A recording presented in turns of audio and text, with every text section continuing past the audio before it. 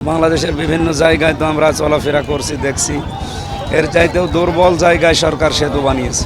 ঘোড়াঘাট এবং কুষ্টিয়া বড় বাজার সংযোগ সেতুটা অনেক দিনের দাবি কুষ্টিয়াবাসীর। এই যে কিছুক্ষণ আগে শুনছিলেন প্রায় 5-6টা ইউনিয়নের মানুষ, শুধু 5-6টা ইউনিয়ন না, আমরা আগামীতে আমাদের আশা আছে, আকাঙ্ক্ষা আছে। এদিকে রানাখড়িয়া থেকে শুরু করে এই মেহেদিরুমি ব্রিজ পর্যন্ত যে রাস্তাটা আছে ভাঙ্গাচোরা, এটা অন্তত 2 লেনের রাস্তা করে কুষ্টিয়া শহরের যানজট কমাতে এবং এই বড় বাজারের সেতু দিয়ে এখান থেকে রাজবাড়ি দিয়ে বাংলাদেশের বিভিন্ন জেলা, বিশেষ করে দক্ষিণবঙ্গ এই এলাকার সাথে সংযোগের জন্য এই সেতুটাও কাজে লাগবে আশা করছি। এবং এখানে এর আগে অনেকগুলো দুর্ঘটনা ঘটেছে, কয়েকটা বাচ্চা এই নদীতে নৌকা পারাপারে বিদায় নিয়েছে, শহীদ হয়েছে তারা।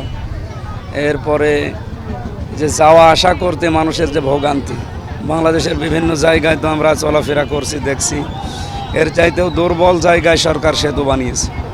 কুষ্টিয়া বাংলাদেশের অন্যতম এবং সাংস্কৃতিক রাজধানী এটা। আমরা চাই আমাদের যে অধিকারগুলো আছে এখানে যেন দ্রুত এবং আগে বাস্তবায়ন হয়। এই এলাকার মানুষের কষ্ট লাঘব করার জন্য সেতুটা খুব জরুরি এবং এক্ষুনি দরকার। যিনি আসছেন ঢাকা থেকে সেতু বিভাগের, আমরা সর্বোচ্চ দাবি জানাবো তার কাছে এটা যেন দ্রুত বাস্তবায়ন করা। ব্রিজটা অত্যন্ত গুরুত্বপূর্ণ এবং ব্রিজটা বাস্তবায়িত হলে এই এলাকার, বিশেষ করে কুমারখালীর যে এলাকার মানুষের দাবি, সেই 2-3টা ইউনিয়ন বোধহয় এখানে সহ, এখানে 5টা ইউনিয়ন, ওদিকে আলাউদ্দিননগর হয়ে এবং ঢাকা কুষ্টিয়ার যে রোডের যে সুবিধাটা তারা পাবে। তো আমি প্রাথমিকভাবে বলতে পারি যে আসলে সেতুটা অনেক গুরুত্ব বহন করে। হিরন আরও মিনারেল ওয়াটার মাত্র 50 পয়সায় প্রতি লিটার। এবং সেতুটা বাস্তবায়ন হওয়া দরকার এবং এটা হলে আমার মনে হয় মানুষের উপকার বয়ে আনবে এবং আর্থসামাজিক উন্নয়ন অনেক উন্নত, যথেষ্ট পরিমাণে একটা বড় ব্রিজই হবে। আপনারা হরিপুরের ব্রিজের দিকে তাকান, ইভেন যদি আপনারা যদি রোডসের ব্রিজের দিকে তাকান, সেটা দেখলেই বুঝতে পারেন।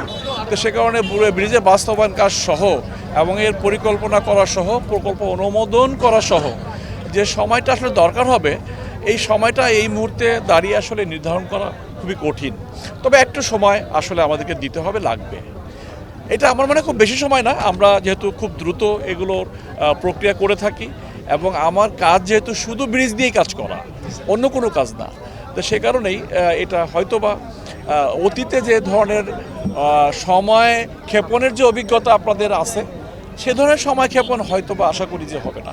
এখানে ব্রিজ দরকার। এই এলাকার সাথে শহরে দেখুন, কুষ্টিয়া শহরের 40% লোক পার হয় এই নদী দিয়ে, যাতে এখানকার জনগণের দুঃখ দুর্দশা লাঘব হয়, সেইটাই আমি আশা করছি, যাতে এই ব্রিজটা অতি সত্বর বাস্তবায়ন হয়। এখানে একের পর এক দুর্ঘটনা ঘটতেই আছে।